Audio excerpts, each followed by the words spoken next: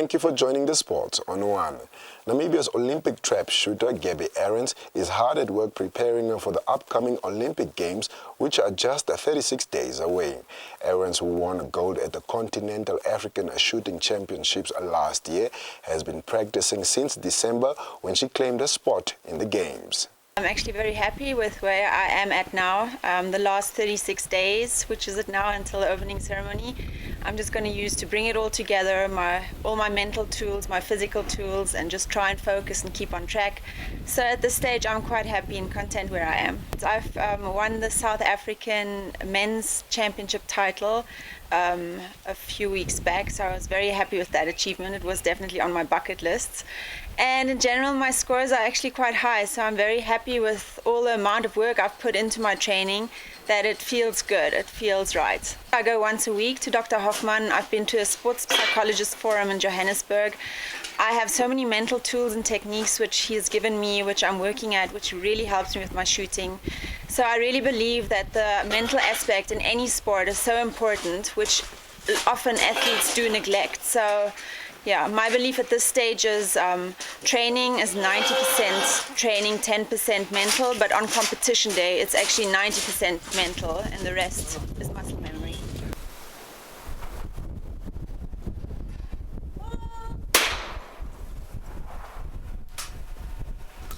Namibia's Bertel Tyson Shona lost the World Boxing Federation title to Dennis Albay of Germany in Walvis Bay on Saturday.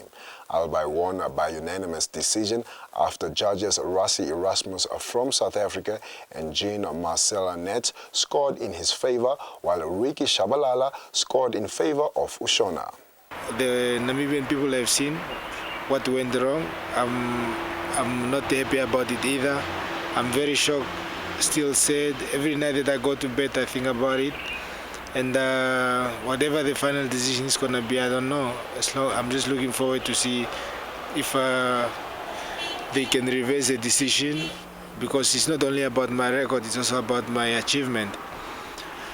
So it's very hurtful, I must say, and it's breaking down, it's killing boxing, and fans spend their money to come see the deserving winner, but at the end judges take it the other way around. But whatever is behind business, I don't know.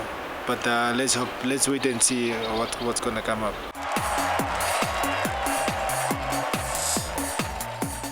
A tired-looking South African Olympic team were beaten 4-1 by their Japanese counterpart in the annual Korean Challenge Cup in Matsumoto, Japan on Wednesday evening.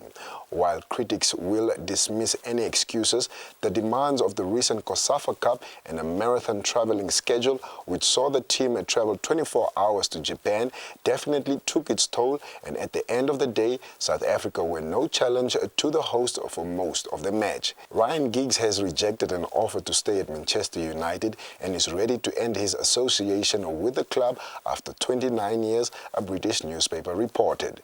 Giggs, who played 963 times for United after joining the club as a 14-year-old, worked as a coach under David Moyes and Louis van Gaal.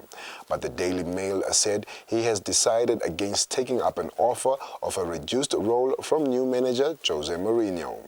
Leonid Slutsky has stepped down as head coach of the national team, the Russian Football Union said.